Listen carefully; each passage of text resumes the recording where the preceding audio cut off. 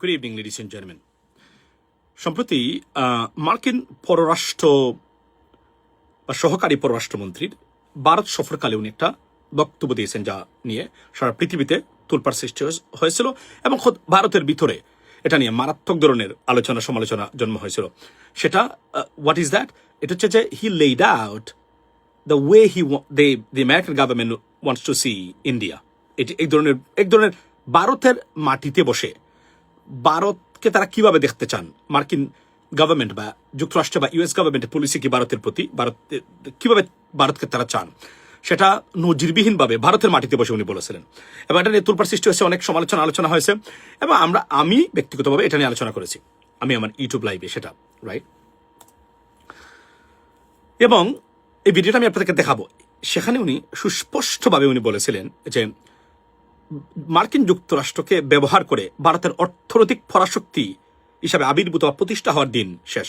যা হয়েছে enough is enough, because চীন থেকে বা চায়না থেকে we learn something and we got the lesson. Why? Because চীনকে পরাশক্তি বানানোর, অর্থনৈতিক এই পরাশক্তি বানানোর ক্ষেত্রে মার্কিন যুক্তরাষ্ট্রের অন্যতম ভূমিকা আছে। Why? Because of the trades between these two countries. For example, almost $700 billion এর ট্রেড হয় এই দুই দেশের ভিতরে এবং almost trade deficit almost 70 to 80%। এটা জানেন তো, এটা নিয়ে অনেক কথাবার্তা হয়েছে। প্রেসিডেন্ট ট্রাম্প এটাকে কভার করার চেষ্টা করেছেন কিছুটা হলেও, but it is almost tough to make it equal or even or parallel, right?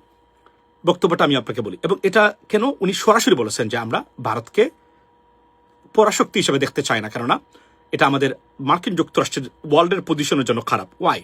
Definitely আপনারা জানেন যে ব্রিক্সের যোগদান এটা কতটা, মানে ব্রিক্স আমেরিকা দেখে ব্রিক্সকে ডিডলারাইজেশন বা অ্যান্টি আমেরিকান অ্যালায়েন্স হিসাবে। এই জন্য আমি আমাদের বাংলাদেশের সরকার যে তাদেরকে আমি বলেছি যে be careful when you step in, because it has a consequence, or it will have a repercussion.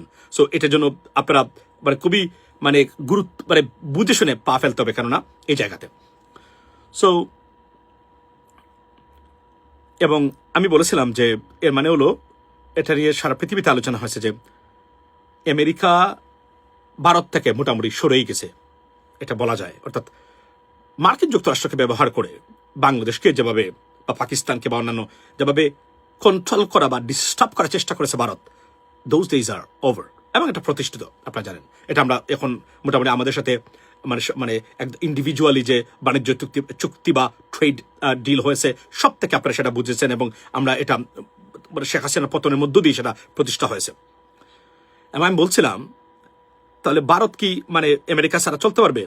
এবং আমি আমার মতামত ব্যক্ত করে বলেছিলাম it is almost impossible, because যদিও ভারতের বিভিন্ন দেশে এই ভারত বিরোধী একটা অ্যালায়েন্স তৈরি হচ্ছে, Canada, Australia, United states of America, সব জায়গাতে, এবং ইউরোপিয়ান অনেক দেশেও।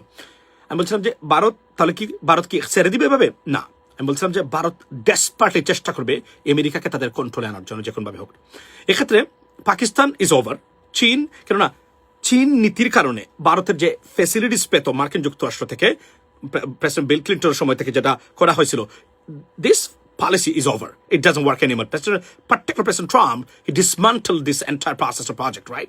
So, এখন তাহলে কি? এখন হলো Bangladesh could be the biggest scapegoat.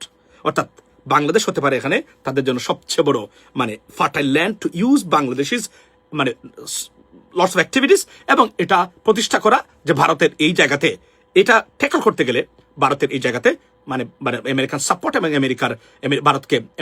আমেরিকার ভারতকে অবশ্যই দরকার। সেটা আমি বলেছিলাম আপনাদের সামনে।